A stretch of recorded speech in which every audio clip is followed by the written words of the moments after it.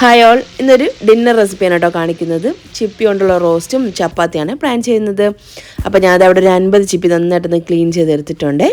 Boil ചെയ്ത് അതിൻ്റെ ഉള്ളിലുള്ള ഫ്ലഷ് മാത്രം എടുത്തതുണ്ട്. നമ്മൾ മുന്നുള്ള വീഡിയോയിലൊക്കെ കാണിച്ചിട്ടുണ്ട് ചിപ്പി എങ്ങനെയാണ് ക്ലീൻ ചെയ്യുന്നത് എന്നുള്ളത്. അപ്പോൾ അത് ക്ലീൻ ചെയ്തെടുത്തിട്ടുള്ള 50 ചിപ്പിയാണ്. ഇതിലേക്ക് നമുക്ക് നന്നായിട്ട് കഴുകി എടുത്തുകൊണ്ട് തന്നെ ഉപ്പിൻ്റെ അംശം കാണില്ല, അതുകൊണ്ട് നമുക്ക് അഡിഷണൽ കുറച്ച് ഉപ്പ് ചേർത്ത് കൊടുക്കണം. അപ്പോൾ ഞാൻ ആദ്യം തന്നെ ഉപ്പ് ചേർത്ത് കൊടുത്തിട്ടുണ്ട്. പിന്നെ ഒരു 1/2 ടീസ്പൂണോളം മഞ്ഞൾപ്പൊടി ചേർത്ത് കൊടുക്കാം. പിന്നെ കാശ്മീരി ചില്ലി പൗഡറാണ് 1 ടീസ്പൂൺ ചേർത്ത് കൊടുത്തത്. പെരുംജീരകത്തിൻ്റെ പൊടി 1 ടീസ്പൂൺ ചേർത്ത് കൊടുക്കാം. ഇതെല്ലാം കൂടെ ചേർത്തിട്ട് ജസ്റ്റ് ഒന്ന് മിക്സ് ചെയ്തിട്ടൊന്ന് മാറ്റി വയ്ക്കുന്നുണ്ടേ. ഇനി ഞാൻ അതാ ഒരു മൺചട്ടി ഒന്ന് വെച്ചിട്ട് ഒന്ന് ഫ്ലെയിം കുറച്ച് വെച്ചൊന്ന് ചൂടാക്കി എടുത്തിട്ടുണ്ടേ. ഇതിലേക്ക് ഒരു 3-4 സവാള, ചെറുതൊക്കെ ആണെന്നുണ്ടെങ്കിൽ ഒരു 4 വരെയൊക്കെ എടുക്കാം. ഒരു മീഡിയം സൈസൊക്കെ ആണെന്നുണ്ടെങ്കിൽ ഒരു 3. ഒരു 3 സവാള ഒന്ന് സ്ലൈസ് ആക്കി തന്നെ അതൊന്ന് വഴറ്റാനായിട്ട് വെച്ചിട്ടുണ്ട്. പിന്നെ ഇത് വേറൊരു പാൻ വെച്ചിട്ട് ഇതിലേക്ക് കുറച്ച് വെളിച്ചെണ്ണ, വളരെ കുറച്ച് മതിയേ, വെച്ചിട്ട് ജസ്റ്റ് ഒന്ന് ഷാലോ ഫ്രൈ പോലെ, ഒരുപാട് അങ്ങ് ഫ്രൈ ആക്കിയിട്ടില്ല എന്നാൽ ഫ്രൈ ആക്കാണ്ട് ഇരുന്നിട്ടില്ല, അങ്ങനത്തെ ഒരു പാകത്തിന് ജസ്റ്റ് ഒന്ന് ഫ്രൈ ആക്കി എടുക്കുന്നുണ്ട്. തിരിച്ച് മറിച്ച് ഒരു 3-4 മിനിറ്റ് അങ്ങോട്ടും ഇങ്ങോട്ടും അത്രേ ഉള്ളൂ കേട്ടോ. ജസ്റ്റ് ആ ഒരു മസാല ഒന്ന് ജസ്റ്റ് ഒന്ന് ഫ്രൈ ആയി വരണം, അത്രയും മാത്രം മതി. പിന്നെ ഇത് ആ ഒരു സവാള നല്ല രീതിയിലൊന്ന് വഴറ്റിയെടുക്കണേ. അപ്പോൾ ഒരു പാനിൽ സവാള റെഡി ആവുന്ന സമയം കൊണ്ട് നമ്മുടെ ഒരു ചിപ്പിയും ഒന്ന് ഫ്രൈ ആയി കിട്ടും. അതിന് വേണ്ടിയിട്ടാണ് അങ്ങനെ ചെയ്തെടുത്തത്. അല്ലെങ്കിൽ നമ്മൾ ഇത് പൊരിച്ചെടുത്തിട്ടുള്ള ഓയിലിൽ പിന്നെ നമ്മൾ ഉള്ളി വഴറ്റിയെടുത്താലും മതി. അതുകൊണ്ടാണ് ഞാൻ കുറച്ച് ഓയിൽ ഒഴിച്ചിട്ടൊന്ന് ഫ്രൈ ആക്കി എടുക്കുന്നത്.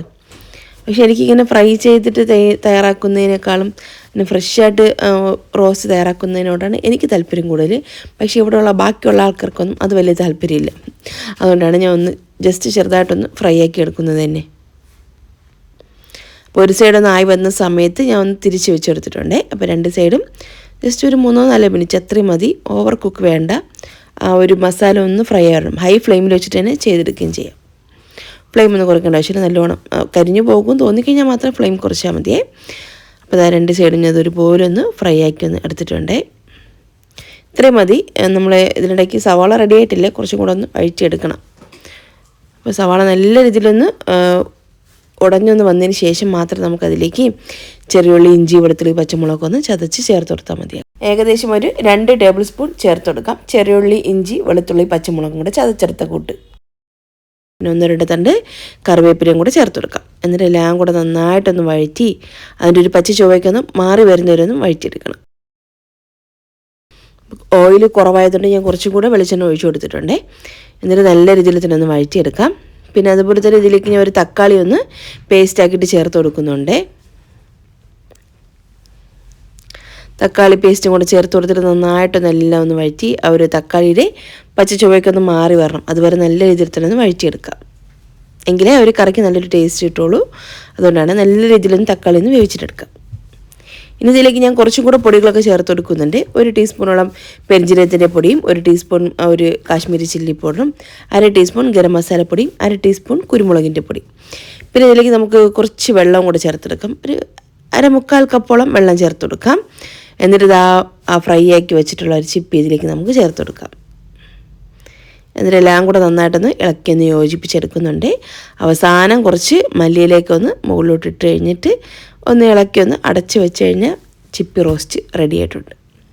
അപ്പോൾ ഇത് ഫ്ലെയിം കുറച്ചൊരു 8-10 മിനിറ്റ് ഒന്ന് അങ്ങനെ വയ്ക്കാം കേട്ടോ. ജസ്റ്റ് നല്ലൊരു ഫ്ലേവറൊക്കെ കിട്ടാൻ വേണ്ടിയിട്ടാണ് കറിക്ക്. അപ്പോൾ ഒരു 5-6 മിനിറ്റ് കഴിഞ്ഞതിന് ശേഷം അടപ്പൊന്ന് മാറ്റിയിട്ട് നന്നായിട്ടൊന്ന് എല്ലാം കൂടെ ഒന്ന് ഇളക്കിയൊന്ന് യോജിപ്പിക്കുന്നുണ്ട്. അപ്പം ഒരുപാട് കറി പോലെയല്ല, ജസ്റ്റ് ഒന്ന് നല്ലൊരു ഡ്രൈ ആയിട്ടുള്ളൊരു റോസ്റ്റ് പാകത്തിനാണ് ഞാൻ തയ്യാറാക്കിയെടുക്കുന്നത്. ചിപ്പി സീസണൊക്കെ തീർന്ന് തുടങ്ങിയിട്ടുണ്ട്. വലുതായിട്ട് ഇപ്പം അങ്ങനെ ഒരിടത്തും അങ്ങനെ കാണാനില്ല, തീർന്നിട്ടുണ്ട് കേട്ടോ. ഏകദേശം ഒന്ന് തീർന്ന് കഴിയാറായിട്ടുണ്ട്. അപ്പോൾ അത് അവസാനം കുറച്ച് മല്ലിയിലയും കൂടെ ഒന്ന് ഇട്ട് കൊടുക്കുന്നുണ്ട്. അപ്പോൾ നല്ല ടേസ്റ്റ് ആയിട്ടുള്ള ചിപ്പി റോസ്റ്റ് റെഡി ആയിട്ടുണ്ട്. അതുപോലെ തന്നെ നമ്മുടെ ആ ഒരു പുതിയ മൺചട്ടിയിലെ ആദ്യത്തെ പാചകം കൂടെയാണ് കേട്ടോ ഒരു ചിപ്പി റോസ്റ്റ്. പിന്നെ ഞാൻ ചപ്പാത്തി ഒന്ന് തയ്യാറാക്കി എടുക്കുന്നുണ്ട്.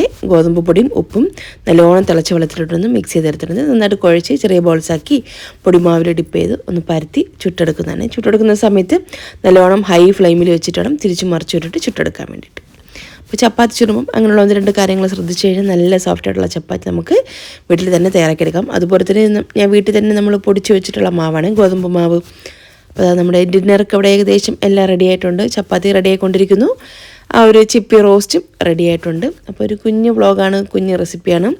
ഒരു വീഡിയോ റെസിപ്പിക്ക് നിങ്ങൾക്ക് ഇഷ്ടമായിട്ടുണ്ടെങ്കിൽ മറക്കാതെ തന്നെ ഒരു ലൈക്കും ഷെയറും കമൻറ്റൊക്കെ ചെയ്ത് നമ്മുടെ ചാനലൊന്ന് സപ്പോർട്ട് ചെയ്യണേ. അപ്പോൾ ഈ വീഡിയോ കണ്ട എല്ലാ കൂട്ടുകാർക്കും താങ്ക്സ്.